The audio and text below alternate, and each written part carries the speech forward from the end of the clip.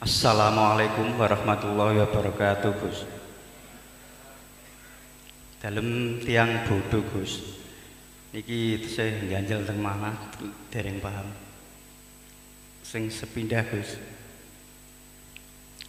Apa perbedaan syahadat sirri dan syahadat sejati dan syahadat ruh? Apa perbedaan syahadat sirri, syahadat sejati, dan syahadat ruh? Syahadat ruh. Nggih. Yang kedua, Gus, dalam perjalanan salib, dalam perjalanan suluk, salib itu dipertemukan Allah, diperlihatkan pohon itu ada Allah, hewan itu ada Allah, dan alam itu Allah semua, bahkan darah itu ada Allah. Apa itu yang dikatakan usul atau masih buka syafah, Gus? Yang ketiga, Gus, kenapa sholat 5 waktu difarduainkan?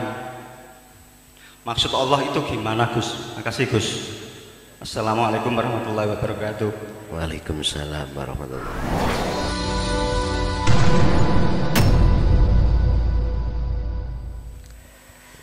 Langsung lejak mawon cek mboten supi. Satu-satu Rin.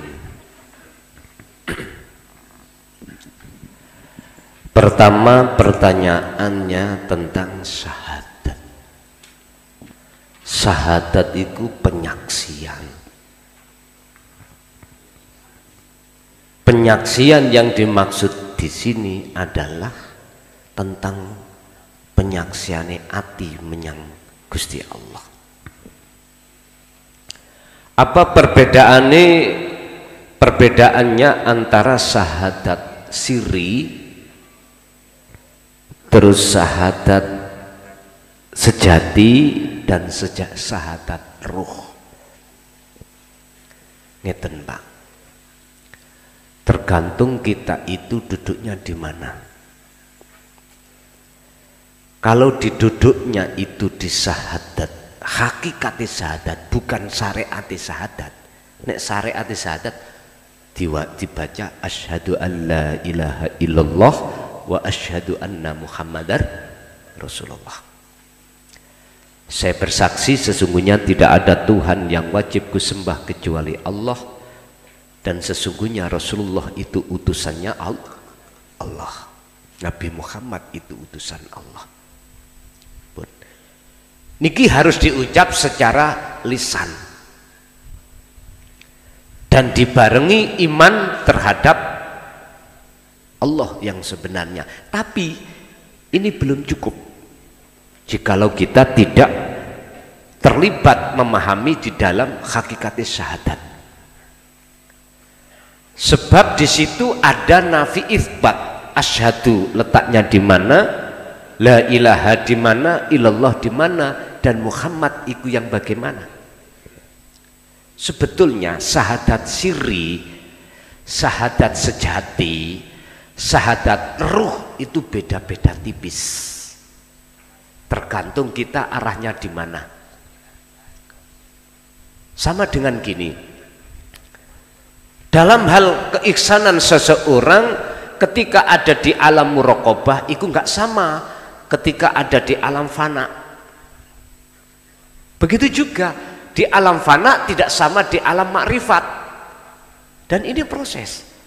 Podo ambek ngeten lho, Pak. Jenengan kali kula SD. Pelajarannya gak podo nang SMP. Gak podo SMA. Lah ngoten. Jadi sebetulnya sama dengan itulah. Syahadat siri itu syahadat sing diucapno di dalam hati berupa nopo. Apa asyhadu mboten. Maksudnya asyhadu nyekseni ngerasake. Lho niku lho, balik nang rasa maneh. Ruh syahadat ruh sami iku prilakune ruh. Wah, ini ono papan ngono wis cewetho aman. Wis rapopo, gawe pengalaman mawon. Suk kapan-kapan nek tengene Kudus siap nih papan. Ngono. Asyhadu inilah bagaimana caranya ruh sampean itu bisa menghadap hanya illallah, hidup dalam diri. Makanya diperintahkan hati untuk merasakan kehadiran Allah, itulah syahadat ruh atau syahadat sir. Kalau itu sudah des ngeten niki, nek cara wong Jawa manunggaling kawula Gusti, nek cara Qur'ane atau kitab iku adalah mengesahkan Allah, bukan perkorone hamba iku iso dadi siji ambek Gusti Allah, mboten. Fana ini lho Pak, fana sampean kali kula, asline sampean kali kula makhluk lak mboten wonten asline lho, asal tidak ada toh, adanya sebab diadakan oleh yang ada. Sehingga ketika hati merasa diri kita ada, walaupun adanya sebab diadakan oleh yang ada, rumongso ada inilah yang akan menutupi adanya yang ada. Bingung Gus, aku Gus ngaji penuh, ngombe kopi sih.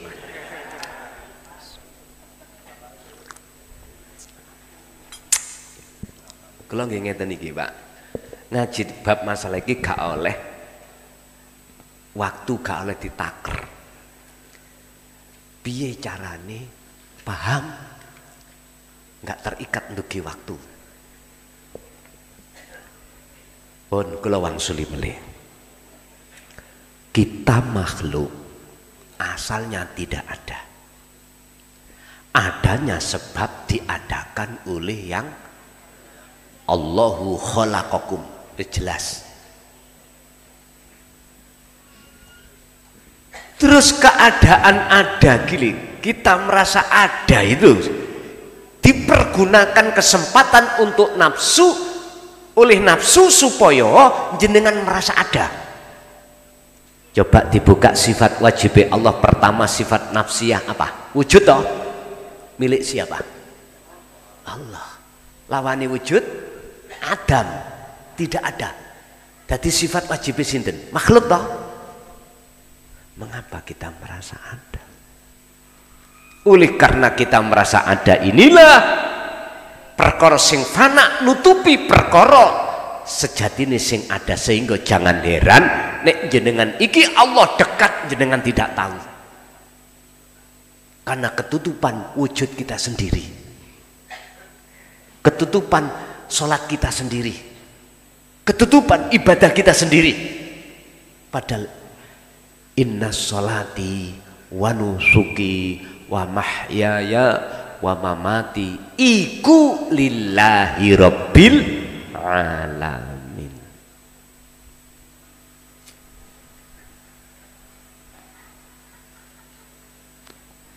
Wonten sing mboten seneng ngaji cocote rokokan, gak kena ditiru. Ojo ditiru Pak, sing apik ae tiru, sing elek ojo.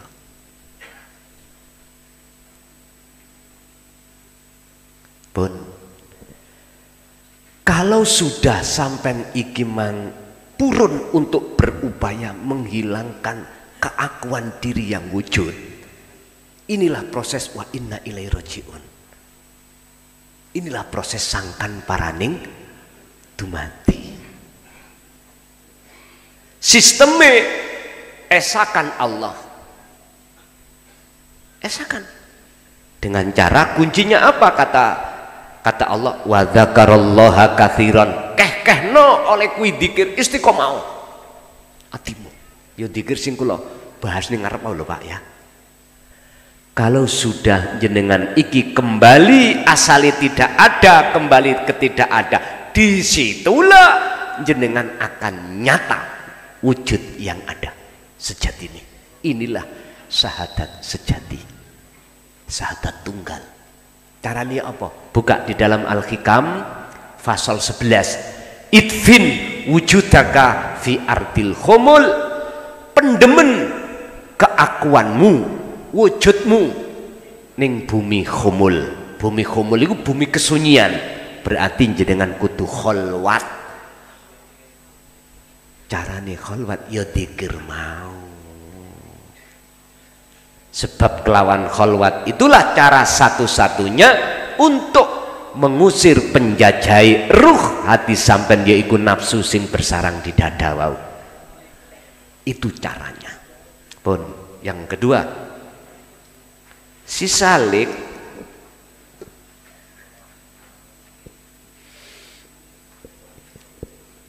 ketika melihat sajaroh, hayawan atau mukawanat lah, semua makhluk ning kono kok ya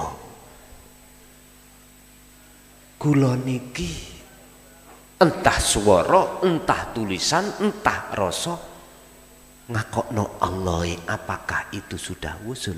Lah ngoten nggih. Pak nyun sewu.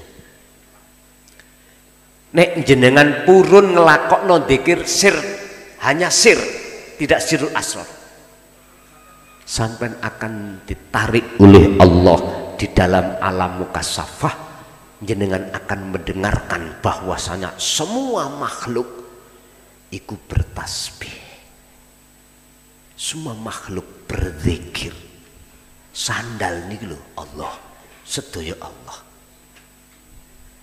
Pertanyaannya tadi, apakah itu sudah wusul? Jawab kula ngenten, tergantung. Apakah keaguan ning jero dodo sampeyan tentang makhluk kita atau makhluk wit, pohon-pohon, tumbuh-tumbuhan, hayawan itu sudah tidak wujud? Keaguannya apakah sudah fana? Kalau sudah fana, betul. Kalau tampilan wujud di dalam dada kita terasa ada, belum.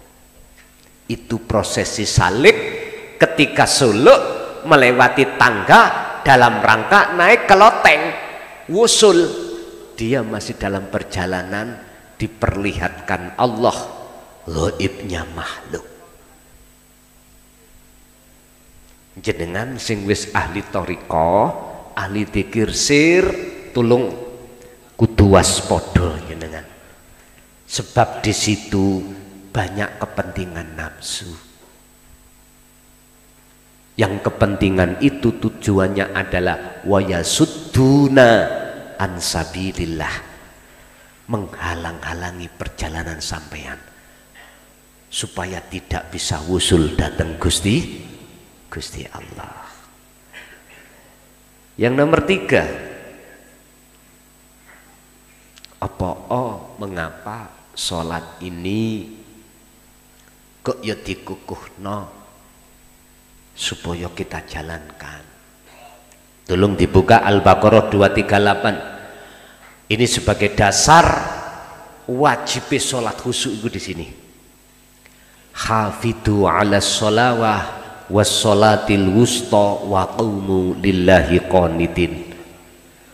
Al-Baqarah ayat 238. As-sholawah iku jamak dugi as-sholah, sholat.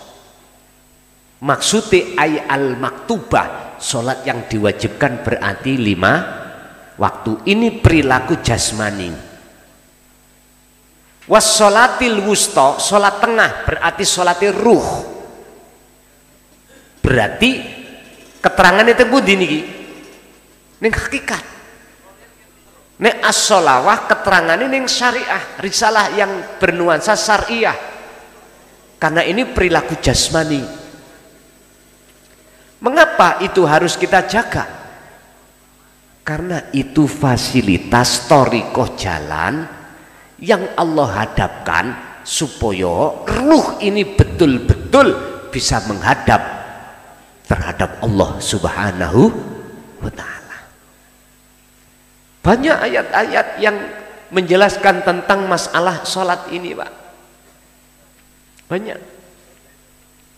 Intine tentang masalah sholat tidak ada satupun ayat yang memakai kalimat fa'alah. Mesti koma. Walaupun koma ini asalnya qawama mengikuti wazan fa'ala, tapi artinya beda dengan fa'ala. Kalau fa'ala hanya jasmaniyah, kalau koma ruhaniyah, sampah ruhaniyah. Makanya ayatnya wassolatil wusta waqumu, perintahnya tegakkanlah, jalankanlah lillahi qanitin ay khashiin, dengan keadaan khusyuk.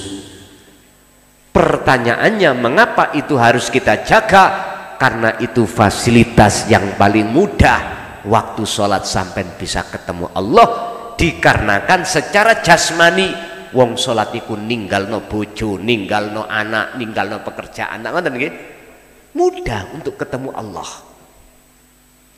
Berhubung ati sampean dereng dikatakan mengikuti teladani Kanjeng Nabi, nggih susah, mboten saged, sulit. Coba mengki sampean praktekno 2 rakaat salat tahajud.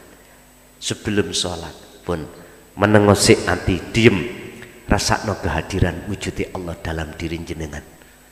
Mengkila dadi nyaman ati iku, nyaman. Nek gak cocok sampeyan nang Mojokerto tabuk ana kula, ngoten. Pun. Jadi alasan mengapa itu disuruh jaga, karena salah satu thoriqoh, jalan yang termudah untuk bisa bertemu Allah, khudur nang Allah adalah sholat. Nggih,